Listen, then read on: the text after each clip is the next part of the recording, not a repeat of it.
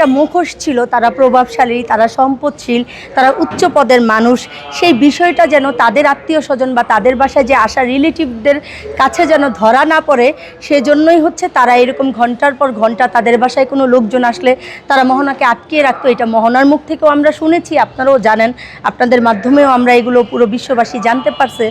আসলে এটা একটা অমানবিক যদি বলি, তারপরেও আমি মনে করি কম হবে এই নির্যাতনটা। সেই জায়গা থেকে আসলে মানে কি বলবো, এই নির্যাতনকারীর যে কি বিচার হওয়া উচিত সেটা বলার ভাষা আসলে আমার নাই। বাংলাদেশে অনেক আইন আছে, কিন্তু আইনের কোনো সঠিক প্রয়োগ নেই। বিশেষ করে আমরা যারা গৃহকর্মীরা আছি, আমরা কখনোই নির্যাতন হলে সেই নির্যাতনের আমরা সঠিক বিচার পাই না। আপনারা জানেন যে এতদিন আমাদেরকে সরকারও শ্রমিক হিসাবে স্বীকৃতি দেয়নি। 2025 সালের 17ই নভেম্বর গৃহ শ্রমিকদেরকে শ্রম আইনে অন্তর্ভুক্ত করা হয়েছে।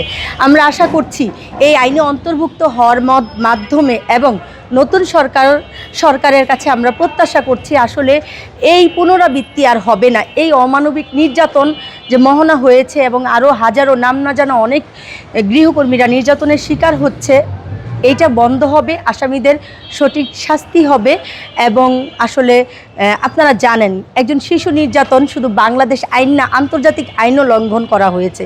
সেই জায়গা থেকে আমরা বিশ্বাস করব এবং প্রত্যাশা রাখতে চাই আসলে যারা রাষ্ট্র পরিচালনায় আছেন, আপনারা আইনের প্রতি শ্রদ্ধাশীল হয়ে জনগণ এবং শ্রমিকদের জন্য সঠিক বিচারের ব্যবস্থা করে দেবেন। আসলে একটা শিশু যখন তাকে বাথরুমে আটকে রাখা হয়েছে, সেই মেয়েটা বেঁচে থাকার জন্য আপনারা শুনেছেন টিস্যু খেয়েছে, পেস্ট খেয়েছে। মানে এইরকম ঘটনা পৃথিবীর আর কোথাও আছে কি না, মানে আমি হয়তো শুনি নাই। মানে এতটা নির্যাতনের, এর চাইতে হয়তো অন্য ধরনের নির্যাতন হয়েছে, কিন্তু খাবারের জন্য একটা 12-13 বছরের মেয়ে শিশু, সে পেস্ট খেয়ে এবং টিস্যু খেয়ে বাঁচার চেষ্টা করেছে। তাহলে খাবার তার কাছে কতটা মানে মূল্যবান এবং তার ভিতরে একটা কি বিষয় কাজ করছে যে খাবারের জন্য মানুষ কত রকম মানে নির্যাতনের শিকার হতে পারে। সেই জায়গা থেকে যখন আপনারা প্রশ্ন করছেন কি খাবে মোহনা, তোমার কি খেতে ইচ্ছে করে, আসলে খাবারের জন্য যখন ওকে আটকে রাখা হয়েছে, খাবার দেয়া হয়নি, সেই জায়গায় যখন কেউ জিজ্ঞেস করে কি খাবে, মানে এই বিষয়টা আসলে ভাষায় প্রকাশ করার মতো না।